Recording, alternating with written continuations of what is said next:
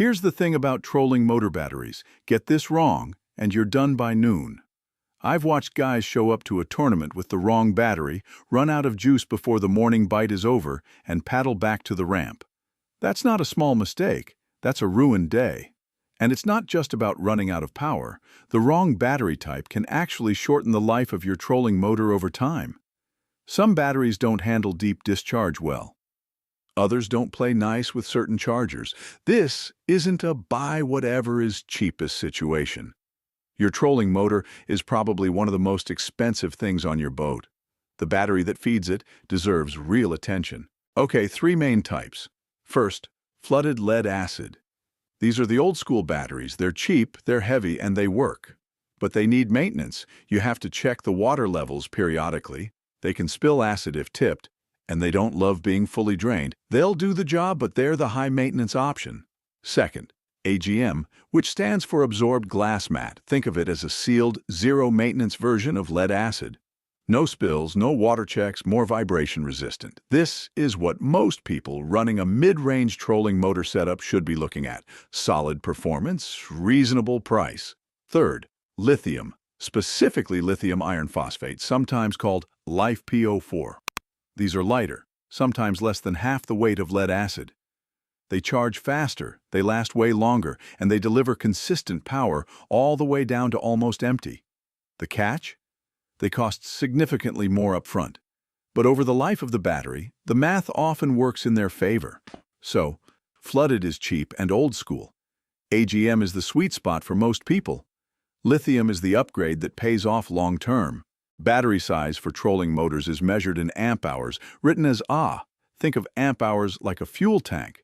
A bigger number means more fuel. More fuel means more time on the water. Now your trolling motor has a thrust rating, 55 pounds, 80 pounds, 112 pounds, whatever it is. Higher thrust motors draw more current, so they drain a battery faster.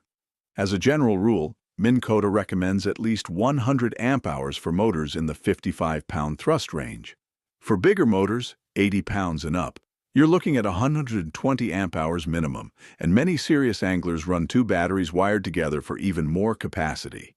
Here's the other thing to think about. You never want to fully drain a lead acid or AGM battery. Deep discharging kills them prematurely. Most battery experts say don't go below 50% on a lead acid. So if you buy a 100 amp hour battery, you're really working with about 50 amp hours of usable capacity before you start doing damage. Lithium doesn't have that problem. You can use nearly the full rated capacity without hurting the battery. Your charger and your battery have to match. This is where a lot of new boat owners make a silent mistake. They buy a lithium battery and plug in their old lead-acid charger. That's a problem. Lithium batteries require a charger with a lithium-specific charging profile. Using the wrong charger can damage the battery, void the warranty, or in worst-case scenarios, create a safety issue. If you go AGM, make sure your charger has an AGM mode. Most modern multi-bank marine chargers do. Brands like Minn Kota, Minn Kota's Precision Series, and others have you covered. If you're upgrading your battery type, budget for a new charger at the same time. It's not optional, it's part of the system. All right. If I'm setting up a trolling motor battery system from scratch today, here's exactly how I'd think about it.